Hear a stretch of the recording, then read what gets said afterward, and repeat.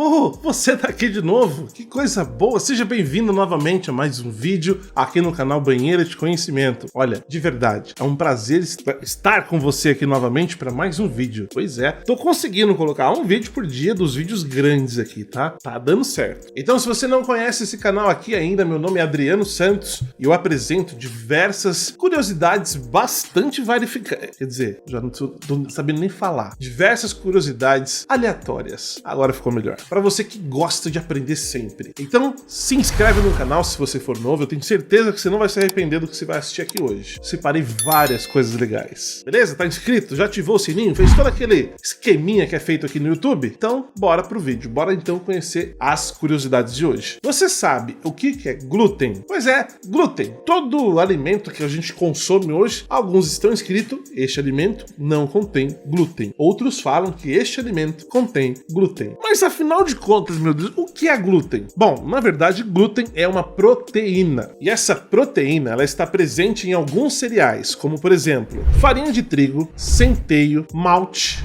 malte, para você que gosta de tomar cerveja, e cevada. Então, você gosta de tomar uma cervejinha? Tem glúten. Como vimos, glúten é uma proteína. Só que a proteína do glúten, quer dizer, o glúten proteína, ele é composto de duas outras proteínas, que no caso é a gliadina e a glutenina. Quando as duas são juntadas, formam uma rede de proteínas. Isso acaba resultando em um produto com mais elasticidade, maciez e estrutura. Então, por exemplo, alimentos como pães, bolos, massas de bolos e até biscoitos contêm glúten, porque o glúten dá o quê? Elasticidade, maciez e estrutura ao alimento. Essa proteína, quando ela é juntada, quando ela fica completa, podemos dizer assim, nossa, quase não sai a palavra. Ela gera essas três características ao alimento. Só que existem muitas pessoas no mundo que têm uma condição chamada celíaca, que na realidade é uma doença. É uma condição autoimune que danifica o intestino delgado quando entra em contato com o glúten. Só que essa condição, ela está presente em apenas 1% da população mundial. Pessoas que têm essa doença não podem consumir o glúten, pois se consumir, os sintomas são diarreia, uma forte dor abdominal, inchaço, fadiga e perda de peso. Por isso que nós vemos nos alimentos escrito contém ou não contém glúten. Justamente por conta dessa doença autoimune, pode fazer com que o glúten prejudique a saúde da pessoa. Você conhece alguma pessoa que seja alérgica a glúten? Por falar em coisas que podem prejudicar, você sabe o que é tripofobia? Tripofobia. Interessante a pergunta. Tem muita gente que tem isso e não sabe. Tripofobia. Tripofobia é um transtorno psicológico caracterizado por uma aversão ou medo irracional de imagens ou objetos que tenham buracos. Pois é, a pessoa tem aversão ou até mesmo medo por imagens que tenham buraco. Igual essas imagens que você está vendo aí. Você consegue assistir essas imagens e ficar de boa? Então você não é tripofóbico. Agora, se você ver essas imagens e sentir uma coisa ruim, você tem tripofobia. Esse transtorno é algo que a ciência ainda não descobriu a razão. Por que algumas pessoas têm e outras não? Tudo indica que pode ser uma resposta em relação ao medo, mas nós não temos ainda uma confirmação. Eu tô dizendo a ciência, né? Embora eu não seja cientista, mas eu me incluo nessa pesquisaiada toda aí. E é interessante que tripofobia, a palavra vem do grego. Tripa quer dizer buraco. Fobo quer dizer medo, fobia. Então a pessoa literalmente tem medo de buraco. É interessante que algumas pessoas têm, outras pessoas não têm. É isso que a ciência... Eu vou bater nesse microfone. É isso que a ciência ainda não sabe explicar a razão. Por que algumas têm e outras não? Agora uma pergunta bem interessante. Você já tem CNH, carteira de motorista? Sabe quem que foi a primeira pessoa a tirar uma carteira de motorista aqui no Brasil? A primeira pessoa a ser licenciada a dirigir um carro no país? Eu não falei brasileiro porque eu não sei se a pessoa é brasileira, eu não cheguei a ver isso. Enfim, bom, a primeira licença, antigamente não era dito carteira de habilitação ainda, era dito uma licença para poder dirigir. Então o ano que teve a primeira licença no Brasil foi no ano de 1904. E quem teve, digamos assim, o privilégio de tirar a primeira licença foi um empresário, dono de uma fábrica de chocolates. Chocolate a pessoa gosta, né? É legal. Foi o Menotti Falck. Esse é o nome do dono da fábrica de chocolate, Menotti Falck. Quem inclusive emitiu a licença para dirigir para ele foi a Diretoria Geral de Viação e Obras Públicas do Império. Inclusive esse empresário, o Falck, ele trouxe alguns carros importados alguns anos antes. O homem tinha dinheiro, né? Ele podia trazer o que ele quisesse. Então, no ano de 1902, 2 anos antes de ele tirar a primeira licença do Brasil, ele já tinha trago alguns carros importados. E ele, para poder assim ter a licença para poder dirigir, teve que fazer uma prova prática dirigindo num trecho determinado pelas autoridades da ocasião. E ele conseguiu dirigir muito bem, se deu bem ali. Então assim ele foi aprovado no exame e teve a primeira licença de motorista do país. Agora uma coisa bem interessante que no ano de 1927, a partir do ano de 1927 no Brasil, todos os que dirigiam veículos tinham obrigação de terem a CNH, que era a Carteira Nacional de Habilitação. Aí sim, em 1928 começou a vigorar a CNH no Brasil. Então até 1997 você tinha que tirar uma licença para dirigir, mas ainda não era obrigatório para todas as pessoas que quisessem dirigir. Algumas pessoas dirigiam sem a licença. A partir do ano de 1927, aí sim tornou-se obrigatório. Aí a pessoa para dirigir tinha que ter a CNH. Interessante isso. Você tem cachorro? Você gosta de cachorro? Você sabe quais são as 5 raças de cachorros mais bravas do mundo e quais são as 5 raças de cachorros mais dóceis que existem no planeta? Então vamos conhecer primeiro as 5 mais dóceis que tem no mundo. Lembrando que dóceis são aqueles cachorros amigáveis, aqueles cachorros que se dão bem com crianças, que são fáceis de treinar, que não dão trabalho nenhum. Bom, em quinto lugar, nós podemos dizer aí que a raça mais dócil é o Dachshund, conhecido também como cachorro salsicha. Você lembra dele? O salsichão? Esse cachorro é muito legal. Esse é o quinto cachorro mais dócil do planeta. Em quarto lugar, nós estamos falando do Bulldog inglês. Em terceiro lugar, vem o Labrador Retriever.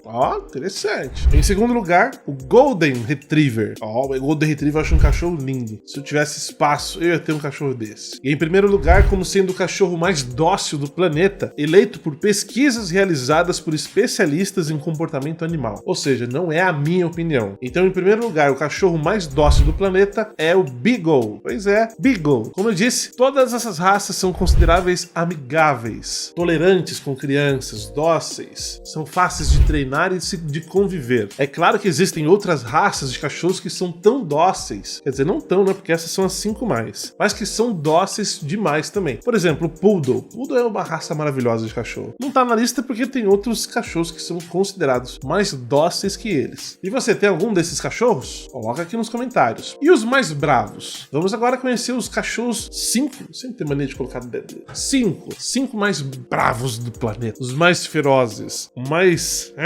Em quinto lugar, como o cachorro mais bravo do planeta, nós estamos falando do American Staffordshire Terrier. Será que eu falei certo? É American Staffordshire Terrier. É isso mesmo, quinto cachorro mais feroz do mundo. Em quarto lugar, nós estamos falando do Dog de Bordeaux. Dog de Bordeaux. É assim? Bordeaux. Ou Bordeaux. Enfim, em terceiro lugar, o Doberman Pinscher. O bicho é brabo, hein? Em segundo lugar, esse aqui eu desconfiava, o Rottweiler, o segundo cachorro mais bravo do mundo.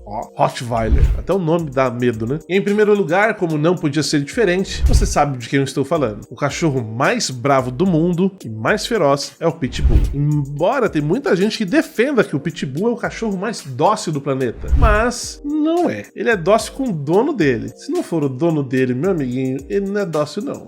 O bicho vai pegar. Lembrando que esses cachorros precisam socializar. Eles precisam de treinamentos adequados realizados por profissionais para que eles consigam assim controlar esse impulso feroz, bravo que eles têm. Geralmente esses cachorros são muito fortes e muito musculosos, sendo bravos, ou que deixa eles mais perigosos ainda. Mas, como eu disse, para os donos, esses cachorros são grandíssimos amigos, protetores e guardas. E galego? Tu sabe o que é galego? Galego. Você chamou alguma pessoa de galego? Ô galego! Ô galega! O que é galego? Interessante. Galego é uma região autônoma que fica a noroeste da Espanha. Lá chama-se Galiza, o local. Lá, em Galiza, se fala galego. Quem nasce em Galiza também são conhecidos como galego ou galega. É a mesma coisa que você se referir a uma pessoa que nasce no Rio Grande do Sul como gaúcho, ou alguém que nasce no Rio de Janeiro como carioca. Galego é mais ou menos igual, só que para alguém que nasce em Galiza. Geralmente no Brasil, quando uma pessoa chama outra de galego, ela quer dizer algo referente ao tom de pele ou cor do cabelo da pessoa. pessoa. Geralmente, o galego referido no Brasil são pessoas de tom de pele clara ou de cabelos loiros, o que não tem nada a ver com pessoas que nascem em Galiza. Tem muitas pessoas lá que não têm esta tonalidade de pele, muito menos essa cor de cabelo. Mas, a nível de popularidade, questão de gírias que nós falamos aqui no Brasil, se refere a pessoas que têm pele clara ou pessoas de cabelos claros. Não grisalho, né? Cabelos claros. Ou, em outras palavras,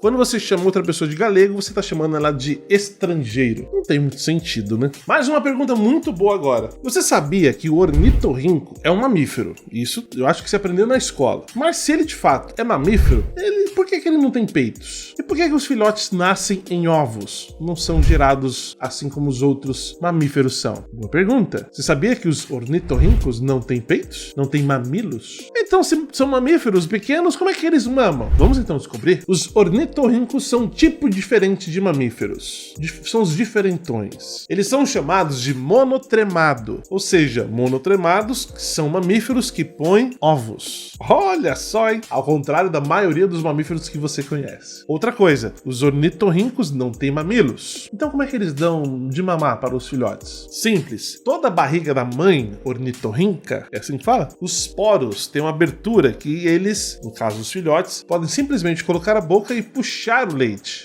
As ornitorrincas mães têm glândulas mamárias que estão localizadas nos poros da barriga. Então quando tá cheio de leite, o bebezinho só coloca a boca ali no meio da barriga e o leite vem através dos poros. E não através de mamilos. Interessante. Sabia dessa aí? Agora, o último tema da noite. Esse aqui é para surpreender. Existem de verdade macacos que comem outros macacos? E agora? É verdade ou é um mito isso aí? É uma boa pergunta. Na verdade, existe. Existe tanto macacos que comem carne, como existem macacos que comem outros macacos. Bom, eu tô falando do chimpanzé e dos babuínos. Chimpanzé e os babuínos. Os dois são considerados animais onívoros. Adriano, o que é um animal onívoro? Onívoro é um animal que come tanto vegetais, plantas e frutas, como também comem carnes. Pois é, o chimpanzé, inclusive, é o animal que mais come carne entre os primatas. E detalhe, tanto o chimpanzé quanto o babuíno, eles comem sim outros macacos. Além de macacos, eles também comem gorilas. Sabia disso? É uma loucura, não perdoa nada. Claro que geralmente eles se alimentam de frutas ou de vegetais, mas vez ou outra eles também atacam outros macacos ou outros gorilas. Os chimpanzés, inclusive, são animais conhecidos por comer uma variedade de carne. Até carne de cobra eles comem. Agora, interessante, por exemplo, que os gorilas, eles também são animais vegetarianos, só que no caso gorilas, eles também comem alguns insetos e alguns animais pequenos, como alguns lagartos. Esse é o tipo de carne que eles comem. Os orangotangos, por exemplo, também são animais vegetarianos. Porém, vez ou outra, eles também comem carne. Só que no caso, no máximo, de insetos ou sapos. Esse é o máximo de carne que um orangotango consegue comer. Mas você sabia, então, que os babuínos e os chimpanzés comem macacos e gorilas? Interessante isso, hein? Muita gente não sabia. E aí, o que achou das curiosidades de hoje? Caramba, foram várias, hein? Quanta coisa a gente aprende nesse canal aqui. Muitas coisas. Tá gostando? Mete o dedão no like aqui, já dá um apoio no canal. Quando você dá um like, quando você assiste até o final, quando você comenta no vídeo, você ajuda demais o vídeo a ter engajamento e isso aumenta a audiência dele. Então faz isso. Comenta, deixa o like no vídeo aqui embaixo. Ah, e se puder, claro, compartilha para mais pessoas também fazerem o mesmo. Aprende. Olha quanta coisa boa a gente aprendeu aqui hoje. Ó, muitas coisas a gente nem sabia. Meu nome é Adriano Santos. Foi um grande prazer estar com você aqui no canal Banheira de Conhecimento. E eu vou tentar, né? Tô conseguindo, mas eu vou tentar fazer um vídeo desse aqui de várias curiosidades todos os dias. Se não tiver vídeos grandes, tenho certeza que vai ter vídeos pequenos, com alguns resumos. Mais completo, só esse aqui na horizontal. Beleza? Se inscreve aqui embaixo, deixa o dedão no like, curte, compartilha, comenta e é nóis. Eu vou deixar mais 2 vídeos aqui na tela para você continuar maratonando o canal. Claro, se você quiser, você vai aprender muito mais coisas interessantes. E pode ficar à vontade, só escolher, tá aí na tela. Eu não sei que lado que é, não sei se é aqui, enfim, fica à vontade. Clica aí e divirta-se. E a gente se vê amanhã.